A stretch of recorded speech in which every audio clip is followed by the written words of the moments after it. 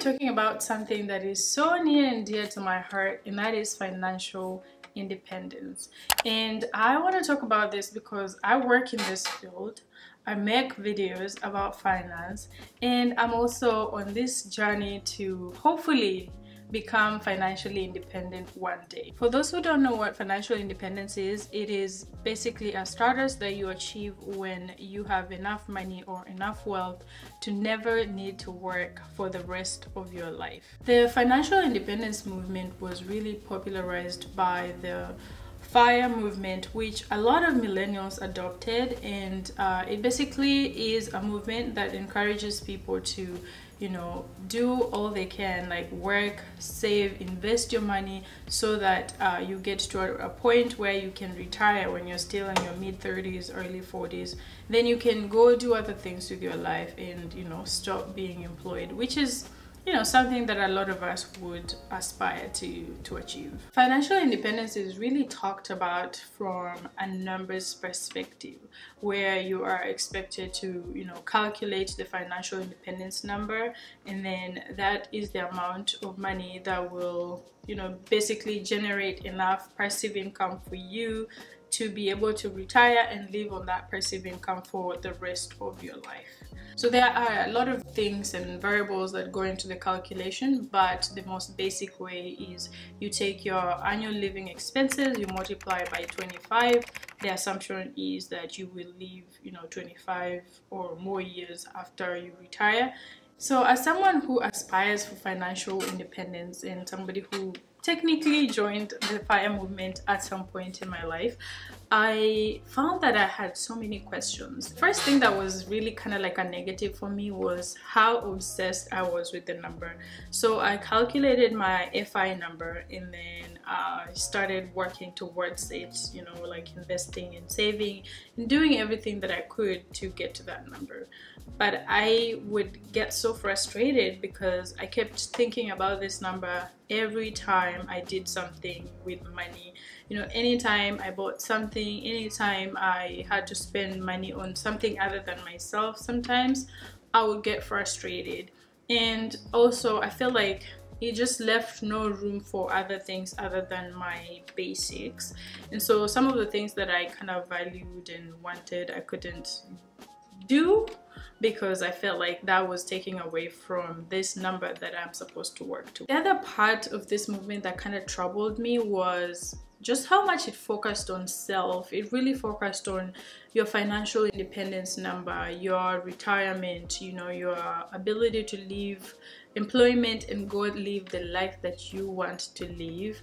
And I understand, like, that is really freedom and you being able to have the option to choose whether you want to work or not.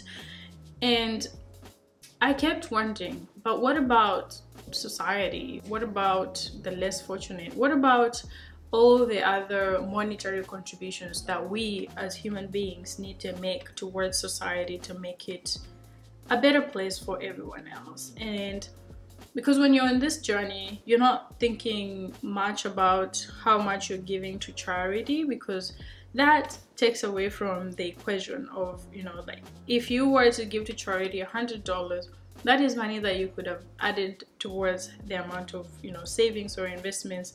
And when you compound $100 in 20 years, that could be a lot of money. And so that's the mentality or the thinking that I had. And so I felt uncomfortable even giving to charity, which is something that I think a lot of us need to do.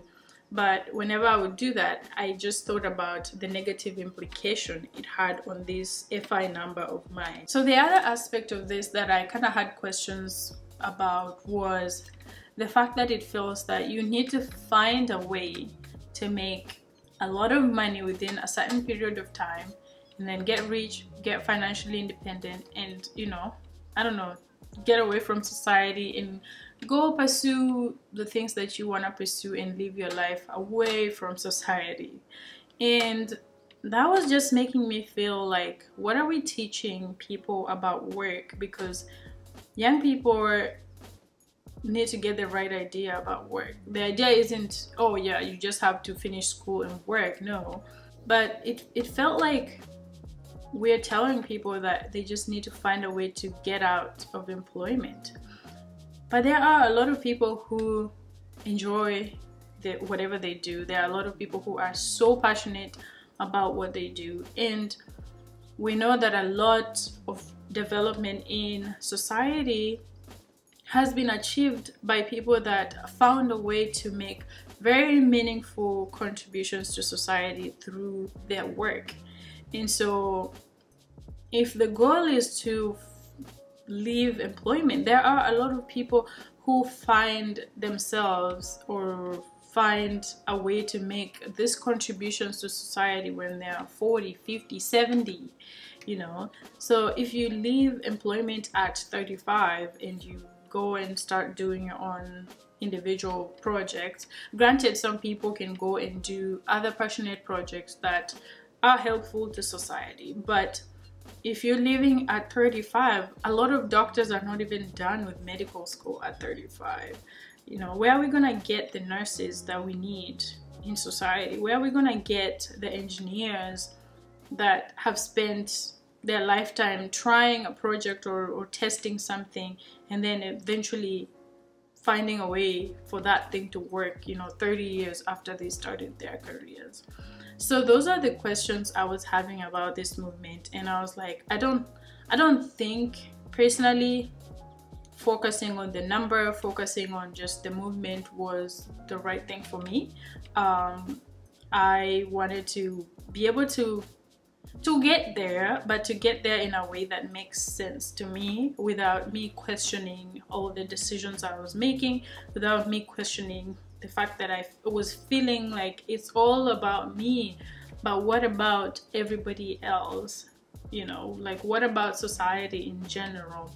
And so I decided to do a little bit of research into this, and I found that there are different phases and different levels within the journey, and I have decided that I want to focus on the levels. And so there are 3 phases, and the first phase is the survival phase. It has 3 levels to it. We all start within the survival phase at the dependency level, and this is where all the kids are. Some adults, due to unfortunate circumstances, they find themselves in the dependency stage, but this is where you depend on somebody else to take care of all your financial needs. Then the next level is the solvency stage, and the solvency stage is where you can take care of your basic needs like housing, food, and clothing, but your net worth is still negative. Then the third level within this survival stage is the break-even level, and the break-even level is where, you know, you can afford to take care of yourself and take care of other extra things, but your net worth is probably 0 or very little in the positive, because you can only afford to probably pay off your minimum debt, or like if you have like consumer debt, you can only afford to pay the monthly minimum. Then the second phase is the comfortable phase, and with the comfortable phase, 3 levels as well. There is the stability phase, where, you know, you have a little bit of a cushion, you have some savings, you've probably started investing, you probably have an emergency fund, and your net worth is, you know, slightly in the positive. You know, you don't stress too much about money, but you can't afford to really like not have a job. The next one in that phase is the security level. And the security level is where your assets are more than your liabilities. So, you know, you have probably good debt, you know, you probably own a business and things like that. You might be able to live a couple months or maybe a year without a job, but, you know, it's not something that you can afford to do for a very long period of time. Then the third level within this phase is the initial independence. And this is where you can afford to go a couple years without needing a job. You have enough money to do a lot of things. Like, money is not really something that keeps you up at night. It's something that you think about. Maybe you have people that take care of it. Then you go to the third phase, and the third phase is a thriving phase. And within the thriving phase, there are 3 levels as well. The first level is financial freedom. And I think about financial freedom as a mindset, because I always think that anyone can afford to say that they have achieved financial freedom. And this is why I think that we have different lives and we've structured our lives so differently, and whatever could be financial freedom for me could be abundance for someone else. Like you know how some people can afford to live on very little money, and then they don't need a job and they just go and do other things that they're excited about. They don't have much money, but they have enough to sustain themselves.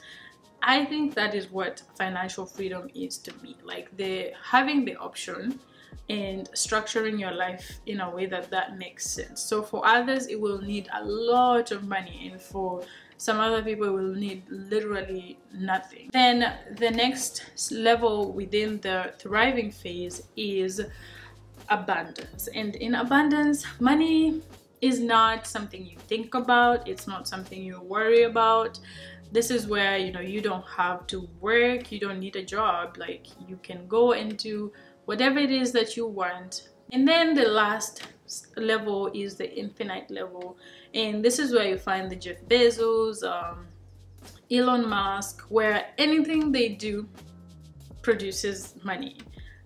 Every second of their life they are literally generating money or losing money. So for them, I'm sure they don't think about money, they think about other bigger things, but they probably never really worry about money. I don't know about you, but I feel like teaching people about the different levels of financial independence is more important than teaching people about financial independence in general as an idea. Because for me, when a goal is just like that high, it starts becoming an abstract idea. It starts feeling like it's just for a few people, and then if I believe in it, it becomes a source of stress. If I don't, it just becomes an abstract idea.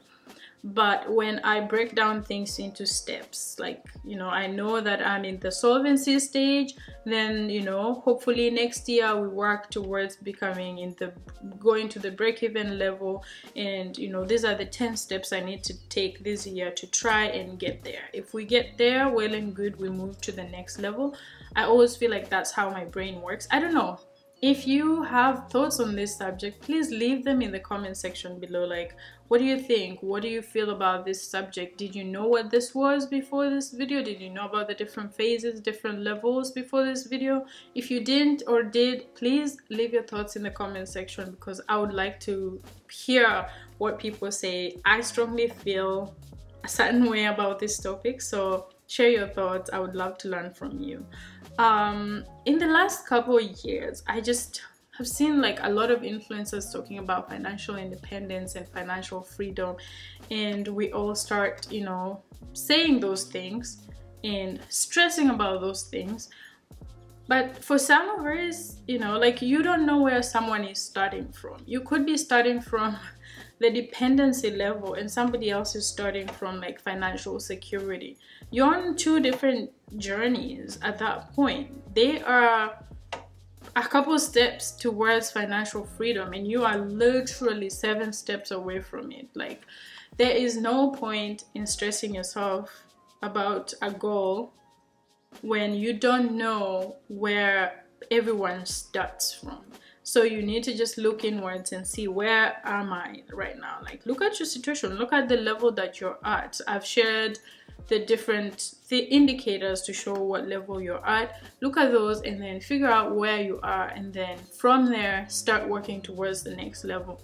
Hopefully one day you wake up and you have achieved financial independence, and I hope that that day is next week. Thank you for watching. See you in the next video.